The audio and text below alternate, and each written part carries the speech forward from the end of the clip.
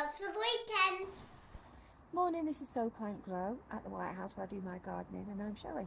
It's 2nd of March and it's not raining against all odds, so I thought I'd come out and just spend a couple of hours in the garden. I'm going to start to spend a look around, see what's coming to life, see if there's anything else that I can be getting on with whilst it's dry, and then I'm going to check on my seedlings and I might even sow some more seeds. So if you'd like to join me. So this is my rhubarb, which has started very nicely. It was my intention to force it this year, but I never got around to it, so it'll just have to do its own thing. So this is my hydrangea Annabelle. I'm just having a look at it to see whether it's started to bud, and if you look here we can see some new growth there, so that's reassuring because I just bought them last year, so that's good. My crocosmia, the only thing that grows really well in this garden, is started to sprout. Then we've got the cardoon, more crocosmias. Let's have a look at this hydrangea. See any buds on it? Go away, rain. No, can't see anything obvious. Still green though, so that's good. My roses, so I cut them back. I cut them back about 2 weeks ago. You can see they've already started growing, which is good. My chives. So the idea here was to put like a little chive path around the path. Chive path, not a chive path. Chive border. If you want to call it that. Because again, it's something that I can grow really easy here. So here I had the idea of making sort of like a lavender hedge, but it's not happy. This one, as you can see, it's dead. I put that there last week with the intention of picking it up and putting it on the compost bin. Never happened. But none of them are happy, which isn't really surprising considering that I've got really, really heavy clay soil. So I am just going to leave them just to see whether some of them do sprout, and if they do, I will move them. So this is my Originum, and I put it here in a pot just hoping that it will self-seed around this area because it can be quite nice. So I'm hoping it does.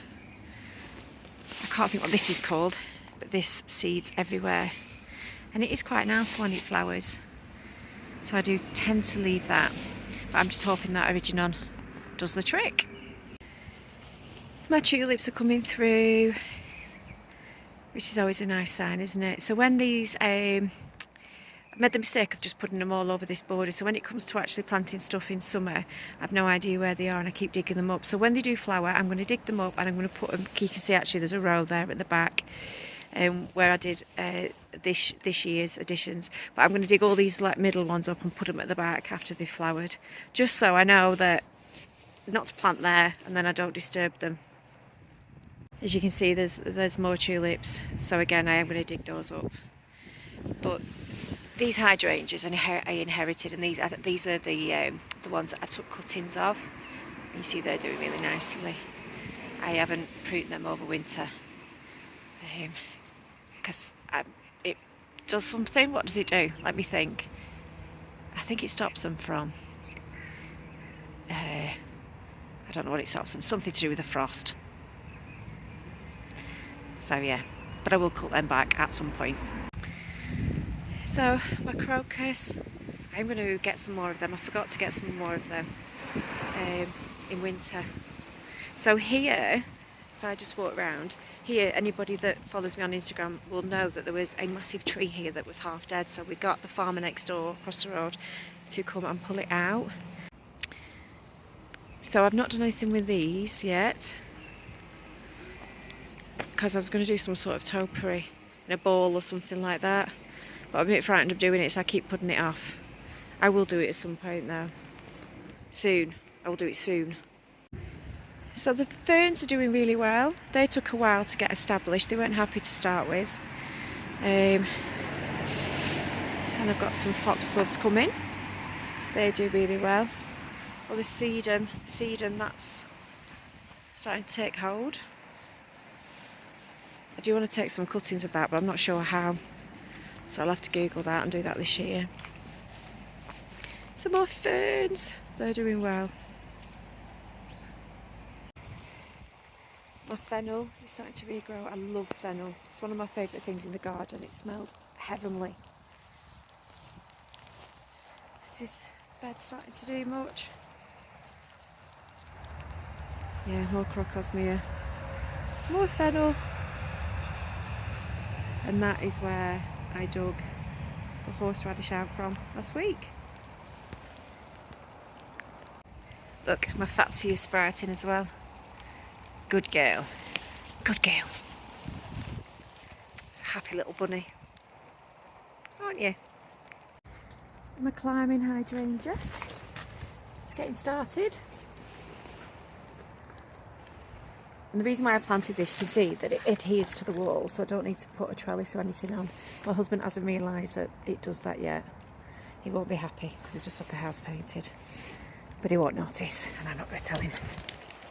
And then, so here we've got the trellis that hides, because we're not on gas, so we've got oil, and the hides the bin and the oil tank.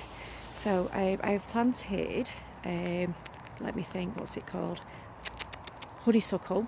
And it's really nice and it's got beautiful flowers, but it's not evergreen. So what I've done is I've also planted some star jasmine here, which has started to grow, as you can see here. That's good. And then I've got another one here. Just pull that through.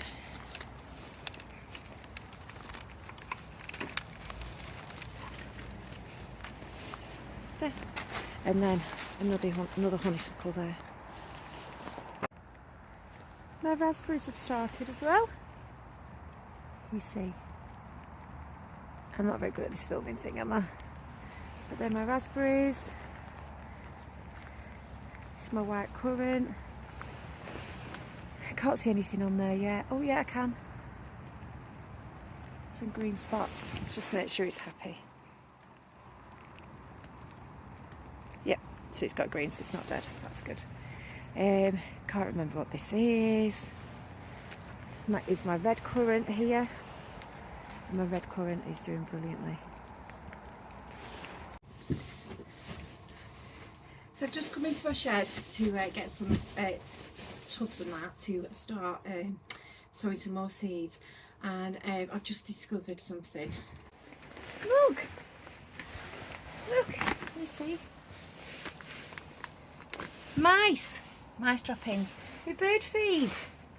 God, there's always something in there. Oh. I'm going to have to sort that. Right, I'll get on with that now. So I thought I'd fill the bird feeders while I was at it. Might as well. Pesky little mice. I once left my seeds in here as well. Huh. I did have any nasturtiums left anyway.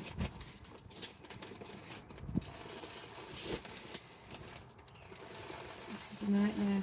I say I feed the birds. I think our squirrel takes most of it.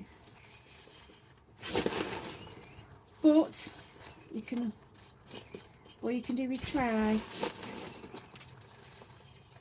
Right, done. So I've just filled the bird feeder up, as you can see. Isn't it disappointing when you do that and then the birds don't come flocking? This is the one that the squirrel likes to eat out of. So I've had a wander around the garden and had a look to see what's coming to life. Spring is definitely on its way, which is lovely. And I've decided that I'm going to dig a new border. The reason why is I dug out the where I keep the rhubarb and made that a little bit of a bigger bed, so I could put some other stuff in it. And now I've decided that whilst I'm digging I might as well carry on. So this is what I've done with the rhubarb. So you can see the rhubarb there, and I've just made it bigger. I will mulch it. This garden, I'm either fighting against the clay or roots. I'm very lucky to have a load of quite mature trees, which is nice. but then it also means you've got to contend with roots being everywhere. So I will cut that up when I mulch it, but that's for another day. So this is the area that I'm going to put a new bed in. So at the back over by the fence there, that is the fruit bushes, and I'm going to bring it round here with a little sort of access point here, and then bring the bed round here. Don't know what I'm going to put in it. It might just stay bare this spring and summer, but I'll mulch it, and then even if I don't get to use it this year, hopefully it'll be ready for next year. And you can see it's the back of the garden, so if I just turn around, that's the house.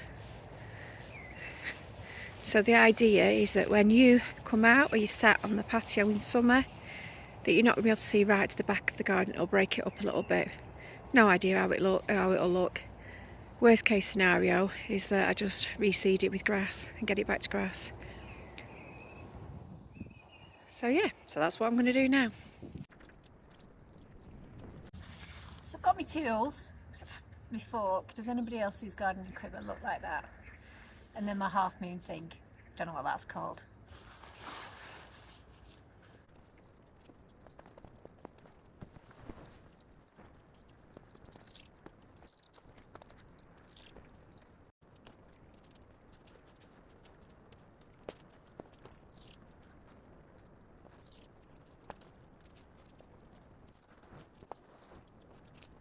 So it's actually coming up quite easy. There are a few bricks in there that I'll have to dig out. You probably noticed that I've just been throwing it behind the fence there. It'll rot down, so it's not going to cause any bother. And it means I don't have to sort of try and get rid of it. So here's the new beds done. I don't know whether they're going to be wide enough. I can always widen them if need be. And then I've done a nice little pathway here. So this bit I'm going to just chuck the kids' trampolines and that at the back of the garden there. But that's it. It's actually quite big. It's a lot of planting space. I might just do a few more dailies from seeds or something like that just to get something in this year. I'm quite happy with that. So you'll come round here. There'll be lovely wisteria, alphasia on the air shelter, and then it'll be like a little secret garden. Might even put a little nature pond in here somewhere. But that is not for today. That's done. This is what I've also done today. I've redone my arch.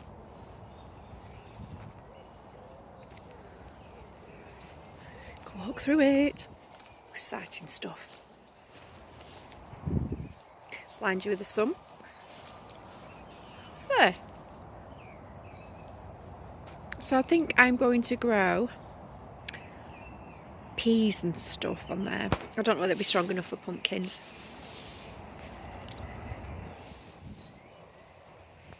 And then you can see, oh, Bob was on that then, it's flown off. I've done this structure as well. I'm not sure what I'm going to put on there yet, but I'll figure it out.